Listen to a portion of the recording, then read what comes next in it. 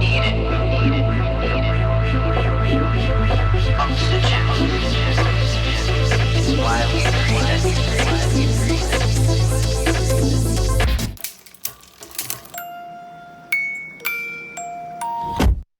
Don't forget to follow Grit Daily News as well as me, your host, Loralyn Mears, everywhere on social media.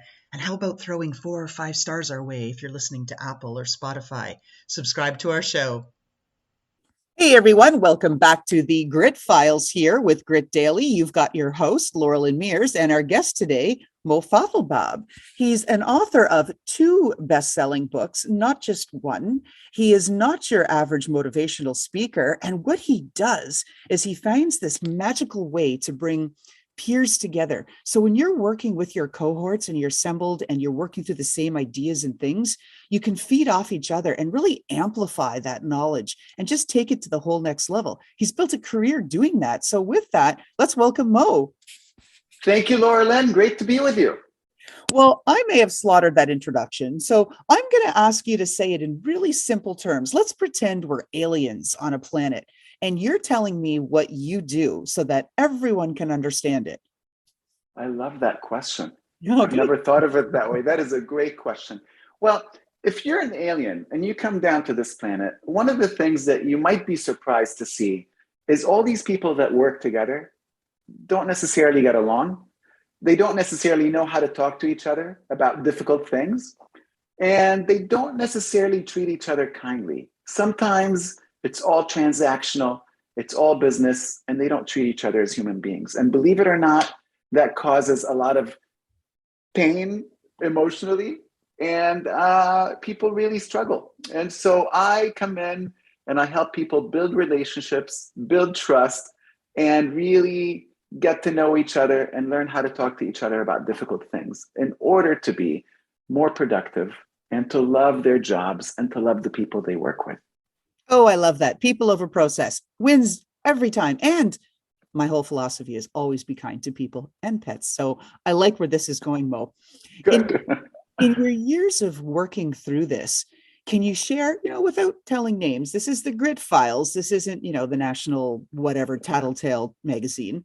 But can you tell us an example where you really had to work through it, that peer cohort you brought together they just were not jiving? Can you give us some examples of some of the things that you've seen, kind of the underbelly of it all? The underbelly of it all. I was once working with a group, and literally not one of them, well, maybe 1 out of 10, was willing to be vulnerable. And the rest just were not. Everything was perfect in their lives. They had no bruises. They had no wounds. They did nothing wrong. Nobody did them wrong. And, thankfully that only happened once that I really can remember. And I just thought that meeting was flat, and I felt like I wasted my time. Wow, that's tough to take, especially when I think about you as a motivational speaker and all of the audiences that you've engaged and entertained. How deflating that must be. How do you bounce back and then get back on stage and go, yeah, I'm going to motivate everybody again, when you just had this meeting where people were just there physically but not mentally? Yeah. So, it's one of those things that you really, I took a course on positive psychology years ago. And one of the things that I learned is, you have to be resilient. And resilient means things are going to go wrong. That's just the way life is. Nobody's right all the time. Nobody's perfect all the time. God knows I'm not. But things are going to go wrong. And when they do, resilience is about how quickly you snap back. So in this course, we learned a lot of things. We learned exercise is not an option. Exercise is like serotonin, or, over time, your brain just starts to even out, and you get the right dosage of the right drugs and to make you feel better. Gratitude. So I have a gratitude practice every day. We have dinner and we have around the table, what are we grateful for? I go to bed, my head hits the pillow, and I think about my day and everything for which I'm grateful. I'm lucky to have surrounded myself with a great support system, whether it's my own peer group or whether it's my family or friends. And I love what I do for work. So, I've kind of really put all the ingredients in place. I had a coach for years who insisted that I meditate every day. And also that was very helpful. So how do you bounce back? You just got to say, listen, I'm human, give yourself some grace and get me to the next event because I'm ready for the next win. So, one of the things that I loved about your Growth Institute and tagline, scale impact and reduce drama. As someone who seems to be surrounded with more drama llamas than growth mindset people, can you talk to us about kind of the impetus behind your Growth Institute and the kinds of groups that you work with and engage? Yeah. So the Growth Institute is an amazing organization. So I got into this whole line of work because in 1989, I had the best teacher ever in my life. This guy by the name of Vern Harnish, he was teaching an entrepreneurship course. Vern went on to start this organization called Scale Up, and they bring in executives from all over the world. And literally you have 1,500 people, 2,000 people in the room. And these executives are there to learn and grow. And, you hear a speaker, but how do you bring in the message of that speaker to the whole team? And I'm one of those speakers. And so in being one of those speakers, they took my keynote, they turned it into a course. And it's been just a wonderful collaboration with the Growth Institute in that regard, both in terms of podcasts that we've done, in terms of the course and the Scale Up organization. But as far as some of the organizations that we work with, so, it started out with the Entrepreneurs Organization. That's the organization that Vern had started. And I was executive director there for 7 years, 6 years there as executive director, 1 year as associate director, to be precise. And while I was there, we learned about this magical peer group process from the Young Presidents Organization. They were an affiliate of ours. And I fell in love with it instantly. I'm like, this is the best thing since sliced bread. And I decided to take my favorite part of my job and make it my business. And that's how we started Forum Resources Network. And since we've done these kinds of groups for Harvard Business School alumni, for Google, underrepresented minorities at Google, for companies like Ericsson, they make the Dolphin helicopter for firefighting and medical evacuation purposes, and lots of great organizations. And what's really been profound is to see this incredible tool that's helped so many CEOs for decades and how it can be so powerful inside of a company. How have you seen the tool shift? Now, and I'm not talking about just a virtual audience and engagement over the pandemic, but just where mindsets are shifting, this whole great resignation, people are spinning, this pandemic epiphany that's happening, the unrelenting horizonless of the uncertainty, all of that stuff. How have you seen the peer group method change or shift? Has it been more important than ever? What's happened? Talk to us about how things are shifting. I'll tell you how things are shifting. I never dreamed when I started this business in 1997 that Harvard Business School and Google and SHRM and Ericsson would be like, hey, we want to do this. So here's what's shifted. I think we have a new consciousness about human beings and treating each other as human beings in the workplace versus just having transactional relationships. I think the pandemic has had an impact on us.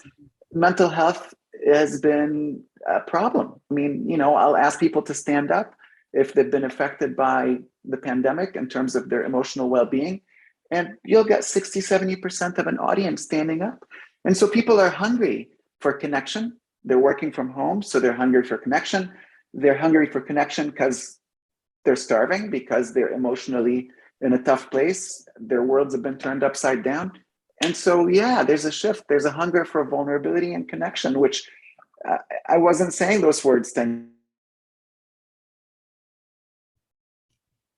And how have you personally shifted through this? Uh-oh, you went silent. Let's try that again. I hear you now, I think. Okay, let's try this. And how have you personally shifted, Mo? I've learned that you make plans and God laughs. I keep him amused or her maybe, all the time, every day. I'm one of those people who used to do 80, 100 trips a year, and that meant my schedule was pretty set. and everything had to run on time. And, like a Swiss train, it pulls in the station as the second hand hits the 12. And I've learned I've just got to be flexible and let go and be ready for things to cancel and things to get booked up on short notice. It's just been, you just have to relax and say, you know what, it will be what it will be.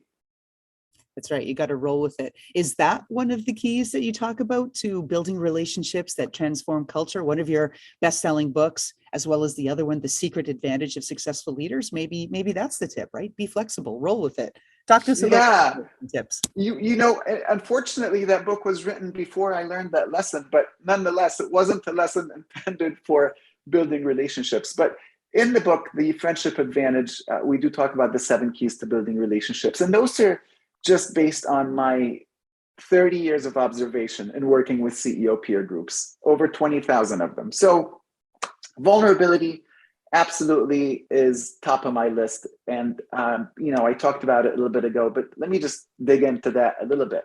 And so there's this professor that I love out of Stanford. His name is David Bradford. And he just says the perfect quote about vulnerability. He says, vulnerability is the currency of relationships. Right? And without vulnerability, relationships remain superficial. That is about as succinct as you could put it.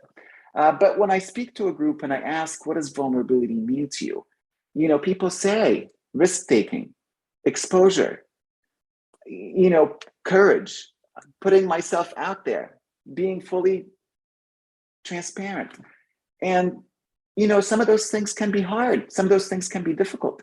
But that's the price you pay. But when you do that, and when other people that you're with do that, there's this magical connection that happens. And now we care about each other because we understand each other.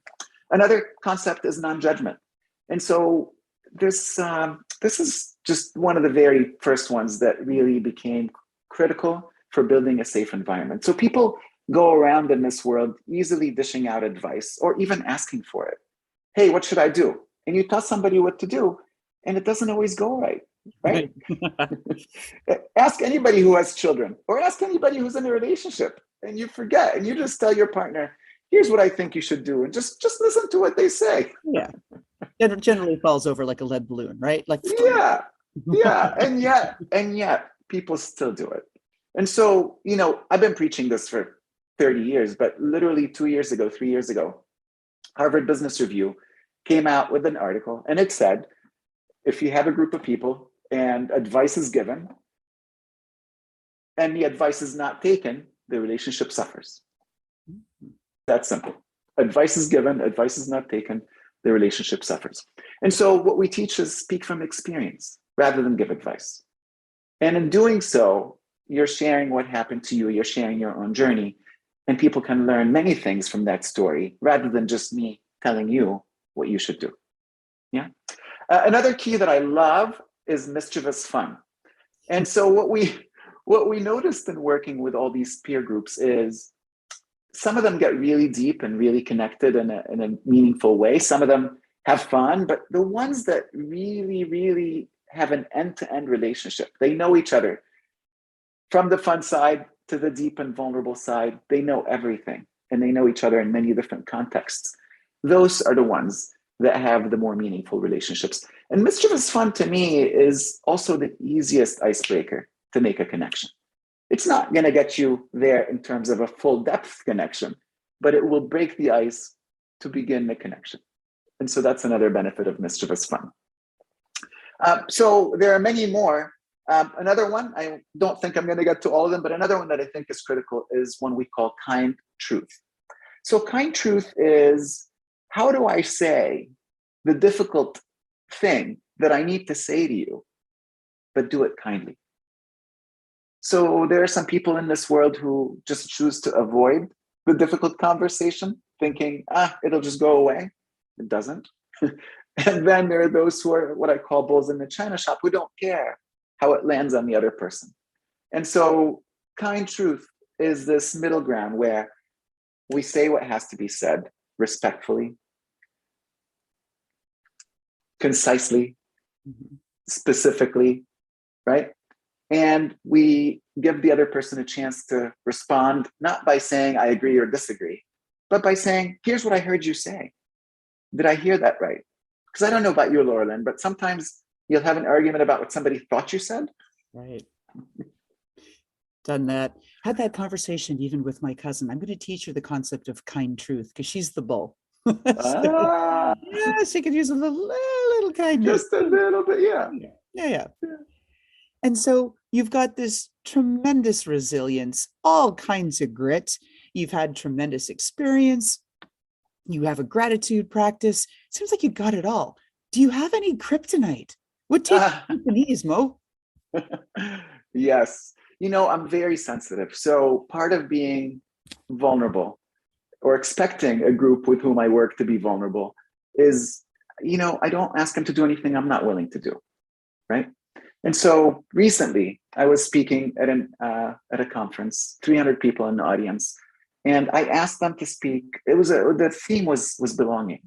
And I asked them to stand up if they felt like they've ever felt like they didn't belong. And to my shock, everybody stood up. Wow. And then I asked, how many of you have found yourself in tears at a time when you felt like you didn't belong? Guess how many stood up? They all stayed standing, would be my guess. Every single one of them. And I was shocked because I'd never asked that question before. And on stage in front of 300 people, I was in tears because I was overwhelmed to see this incredible showing to this question. And you know what? Some people might think that's weakness. Some people think, right, shedding your tears is weakness. I think it's a gift. So I'm very sensitive, Loralyn. That's my kryptonite.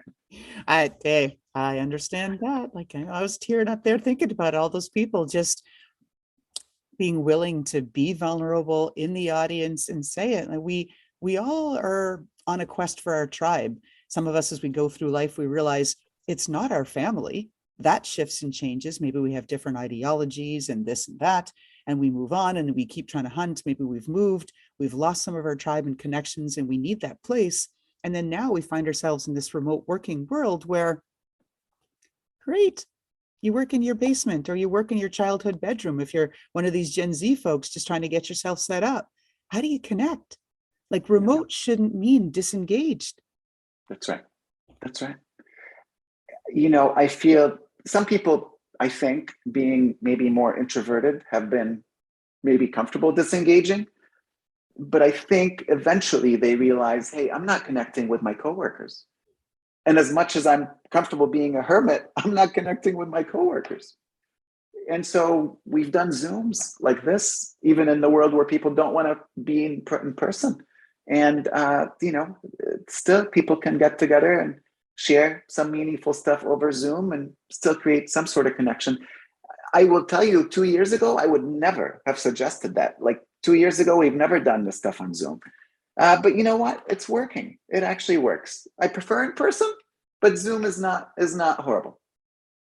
And so maybe you've almost answered the next question that I was going to segue into is, what's thrown you for a loop in life? You just went, oi, oi, oi, and just didn't see that coming around the corner. What's thrown you? Wow, that's a great question. What has thrown me for a loop? I'll tell you, at the beginning of the pandemic, we had this amazing group of neighbors and we decided we're going to have fun. We're going to quarantine together, so to speak. We're going to have happy hour, which we did many, many days. I don't know about every day. And you know what? What threw me for a loop is people choosing sanitizer over a drink.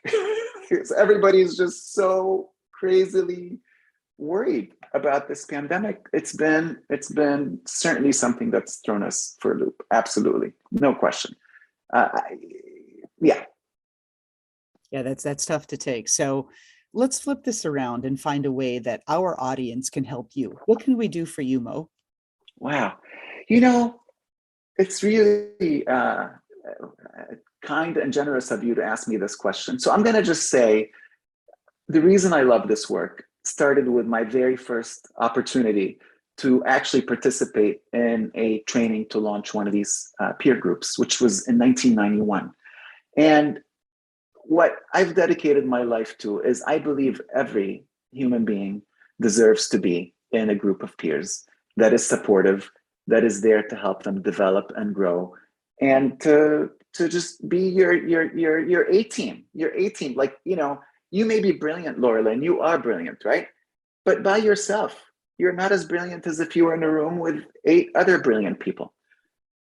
And so, if I think there's something that we as a society can do to be better and to help each other, I really think every human being deserves to be in one of these groups. Now, how does that help me?